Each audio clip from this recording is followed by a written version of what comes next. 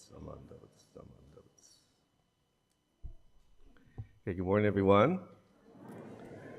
First of all, I want to say how beautiful the chanting is. You know, we've been doing the Nembutsu Wasan, which has a beautiful melody, and the chanting is, I think it's really, really beautiful, and everyone is chanting, and such a wonderful to hear everyone chant together. So today I want to talk about the Nembutsu Wasan, which we just chanted. And the wasan are poems in Japanese that were written by Shinran Shonin. So Shinran Shonin, before him, the regular average person did not know about Buddhism. It was only the learned monks and priests who knew and could learn about Buddhism. But Shinran Shonin was bringing Buddhism to the everyday person, so he took difficult teachings from sutras and put it into regular, everyday Japanese of his time. And those are the wasans, or his poems. So we normally chant the Shoshinge and the wasans, but it's a little bit long to do both. So that's why sometimes we do just the Shoshinge, and sometimes we just do the wasans, like we did today. We just did the Nembutsu wasan. So this melody that we chanted today, it's over 1,300 years old. It goes back to Buddhism in China. So much longer on the all-time Buddhist hit parade than any Justin Timberlake song or Justin Bieber. So I'd like you to, we're going to look at this, the second wasan. So first of all, turn to page, first turn to page 77. 77. And last time I talked about the first wasan. Today I'm going to talk about the second one. That's where it says leader 2, Chie no Kou Myo. So let's just chant this together again. Even the leader line, just chant it with me. So we'll just do these 4 lines or so. Chie no Kou Myo Hakari nashi Uryo no shoso Koto go toku Kouke ukamura anu Mono wa nashi Shinjitsu myou ni kimyo seyo. Okay, very beautiful. So if you want to now turn to page 82, but I'll also bring it up on the screen. So this is the wasan number 2 is what we just chanted. It's what we just chanted.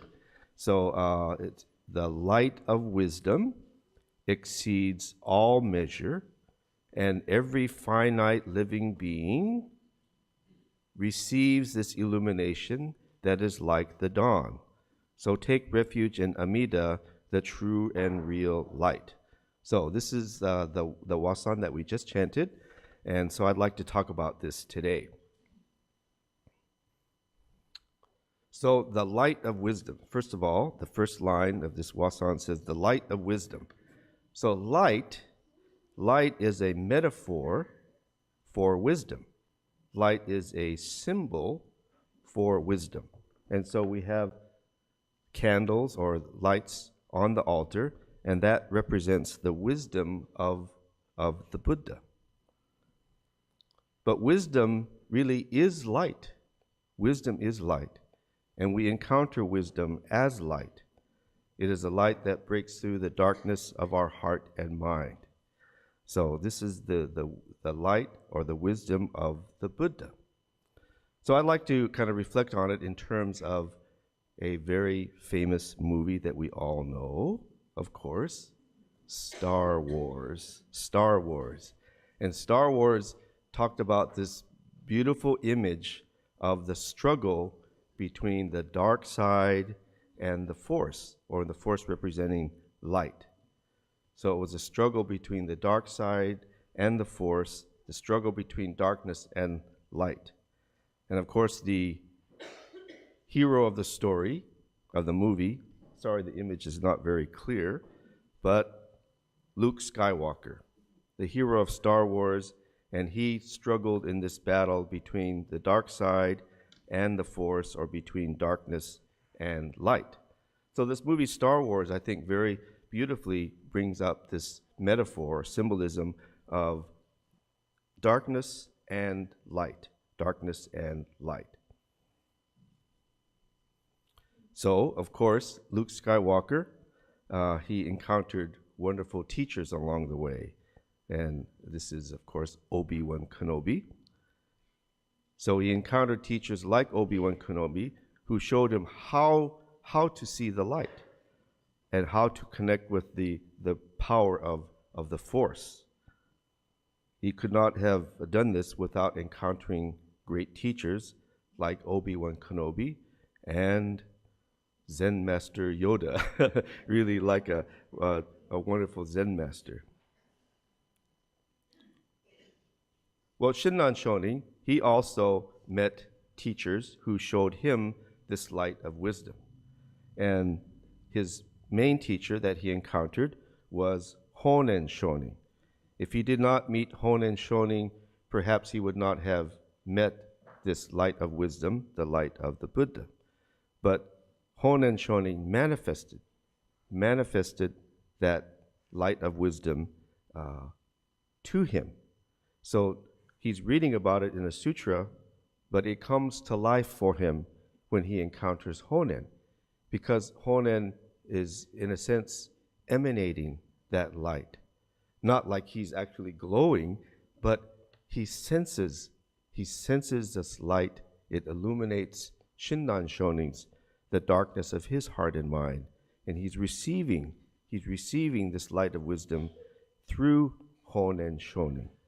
And all of this light of wisdom has been, in a sense, handed down for generations through this encounter with teachers and other Buddhists.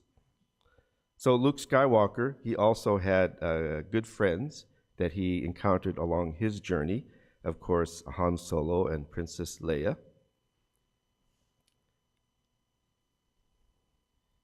And Shinran Shonin also had good friends that he shared the path of the Nembutsu with as well. So let's go back to the original Wasan. So this light of wisdom that exceeds all measure. The first line, the light of wisdom that exceeds all measure. What do we mean by a light that cannot be measured? Cannot be measured. You know, we have light bulbs, and we have maybe a 100-watt light bulb or a 60-watt light bulb. So regular light can be measured, but this light of wisdom cannot be measured. You cannot measure the brilliance of this light of wisdom, because it is able to illuminate the hearts and minds of sentient beings. How can you measure such a brilliance? And you cannot measure how far the light reaches, the breadth of this light. It reaches the entire, in a sense, you could say, universe. And it reaches all. It's not a selective light. This light of wisdom doesn't say, I'm going to shine only on this half of the Hondo, but not on that side. You are all in darkness. The light illuminates all beings. And as the Wasan says, that Shinran Shonin says, in every finite living being, meaning each one of us. We're all the finite living beings. Every finite living being receives this illumination that is like the dawn. That is like the dawn. So imagine we've all been in the darkness of the night, or darkness in the world of delusion and samsara, and the dawn is coming. And the dawn, when the light comes at dawn, it doesn't selectively shine in certain places. You know, our whole world, our whole earth is illuminated like the dawn. All sentient beings are illuminated like the dawn. So, Shinran Shonin says, take refuge in Amida, the true and real light. The true and real. Amida is immeasurable light. Take refuge in immeasurable light. Open your hearts and minds and receive this immeasurable light into your life. And your life will be meaningful. Your life will be fulfilling. Your life will be joyous. You will be able to live through all kinds of difficulties in life. You will have a strength of spirit, and you will have a dynamic power of living. All of that we receive from this light of wisdom. But we have to ask ourselves, well, but how do I encounter this light? How can I find this light? Well, we encounter it through people, just like Shinran Shonin encountered it through his teacher Honen Shonin.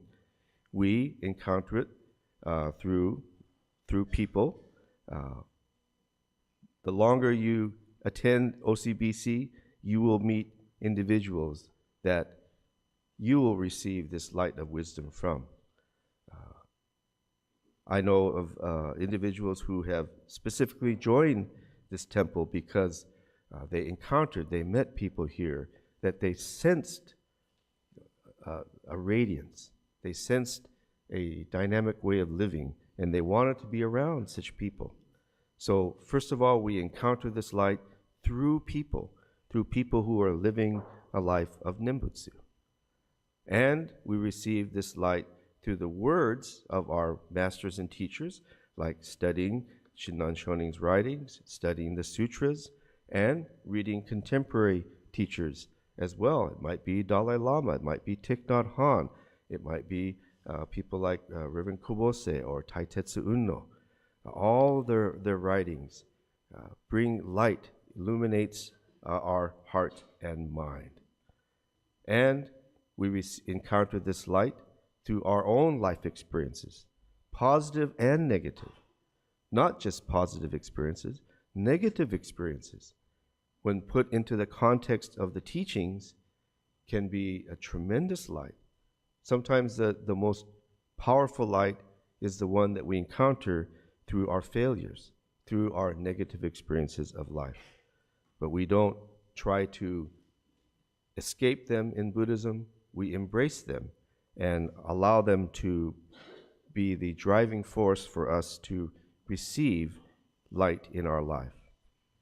And finally, the way that we encounter this light is through the Nembutsu. By saying the Nembutsu, Naman Dabutsu, Naman Dabutsu, hearing the Nembutsu, and it brings light into our hearts and minds. But we have to be careful, of course, of the context of how we say the Nembutsu. So don't say the Nembutsu like this. Maybe you didn't study for a test, and you did really bad on it, but you turn in the paper, and then quietly you say, Naman Dabutsu, Naman Dabutsu. I hope I pass. That's not how we use Nembutsu. We don't use Nembutsu like going to Las Vegas and put in your money at Naman Dabutsu, Naman Dabutsu. It doesn't work that way, believe me. Not that I speak from experience or anything, but we don't use the Nembutsu in that way. And if you, let's say, go to the doctor and the doctor says, gee, we have to take a biopsy. This could be cancer or it could not be cancer. We don't say the Nembutsu in the sense of Naman Dabutsu, Naman Dabutsu. I hope it's not cancer. See? But you can say the Nembutsu to give yourself some sort of spiritual strength to be able to receive the words from the doctor. See? No matter what the doctor tells me, malignant or benign, Naman Dabutsu. See, Naman Dabutsu. You're going to accept it, you're going to embrace it, whether it's good news, whether it's bad news. Then, Naman Dabutsu, Naman Dabutsu. And he says, oh, you're so fortunate, it's not cancer. Oh, Naman Dabutsu, you're so grateful. Or he says, I'm afraid it's cancer. Naman Dabutsu, Naman Dabutsu. See? So, both positive and negative experiences. We embrace it all, and the Nembutsu becomes this spiritual strength, foundation, light that illuminates our hearts and minds.